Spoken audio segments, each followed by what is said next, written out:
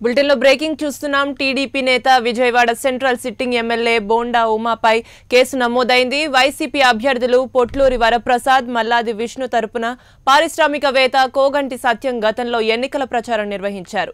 ఈ నేపథ్యంలో వీరి ప్రచారాన్ని బోండా ఉమా కుమారులు సిద్ధార్థ్, రవితేజ టీడీపీ కార్యకర్తలతో కలిసి అడ్డుకున్నారు. ఈ సందర్భంగా ఘటనాస్థలికి చేరుకున్న బోండా ఉమా సత్యంతో వాగ్వాదానికి దిగారు. ఈ సందర్భంగా చంపేస్తానని ఆయన్ను బెదిరించారు. ఈ మేరకు కోగంటి సత్యం విజయవాడలోని సింగ్ నగర్ పోలీస్ స్టేషన్లో ఫిర్యాదు చేశారు.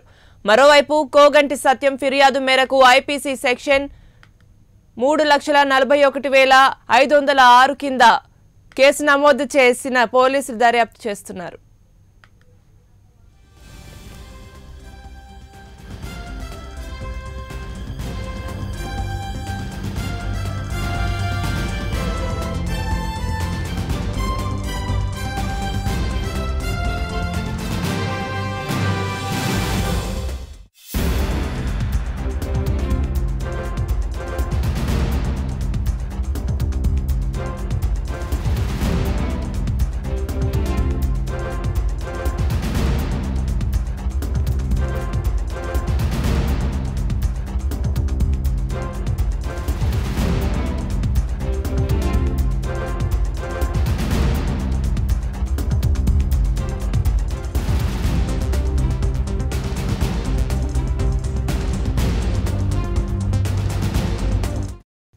టీడీపీ నేత Vijayawada central sitting MLA Bonda ఉమాపై కేసు నమోదైంది. వైసీపీ అభ్యర్థులు పొట్లూరి వరప్రసాద్, మల్లాది విష్ణు తరపున పారిశ్రామికవేత్త కోగంటి సత్యం గతంలో ఎన్నికల ప్రచారం నిర్వహించారు.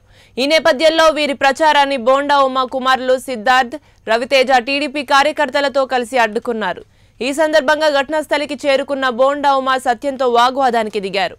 ఈ సందర్భంగా చంపేస్తానని ఆయన్ను బెదిరించారు. ఈ మేరకు కోగంటి సత్యం విజయవాడలోని సింగ్ నగర్ పోలీస్ స్టేషన్లో ఫిర్యాదు చేశారు. మరోవైపు కోగంటి సత్యం ఫిర్యాదు మేరకు ఐపీసీ సెక్షన్ 341,506 కింద కేసు నమోదు చేసిన పోలీసులు దర్యాప్తు చేస్తున్నారు. ఈ అంశానికి సంబంధించి మరింత సమాచారం మా ఏపీ బ్యూరో చీఫ్ సుబ్బారావు అందిస్తారు.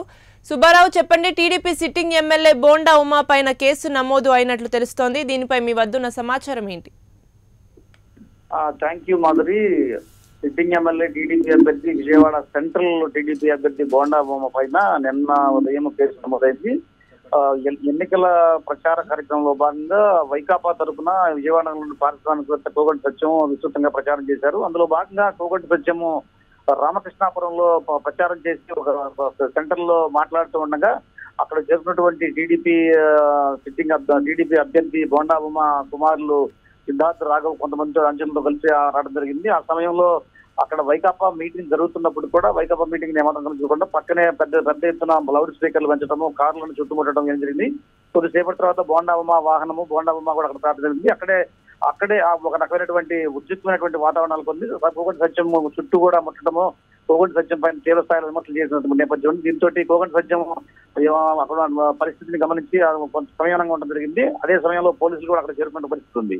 ఆ తర్వాత అక్కడి నుంచి నేరుగా కోగంటి సత్యము సింగనగర్ పోలీస్ స్టేషన్కి వెళ్లి తన చుట్టూ తాను ప్రచారం చేస్తూ ఉండగా నిబంధనలకు విరుద్ధంగా తన వాహనం చుట్టూ కూడా బోండా ఉమా కుమారులు వాహనాలు, అదేవిధంగా బోండా ఉమా వాహనాలు పెట్టి ఒక ఇబ్బందికరమైనటువంటి వాతావరణం సృష్టించి తనను చంపుతానని బెదిరించిన నేపథ్యం ఉంది. కాబట్టి తనకు భయంగా ఉంది, తనకు రక్షణ కల్పించాలని కోరుతూ అదేవిధంగా అదే సమయంలో బోండా ఉమా పైన కుమారుల పైన కూడా చట్టపరమైనటువంటి చర్యలు తీసుకోవాలని కోరుతూ కూడా లిఖితపూర్వకంగా ఫిర్యాదు చేశారు. దానిపైన నిన్న ఉదయం సింగ్ నగర్ పోలీసులు కేసు నమోదు చేసి దర్యాప్తు ప్రారంభించారు. మాధురి, కేసు నమోదుకు సంబంధించి పోలీసులు ఏమంటున్నారు?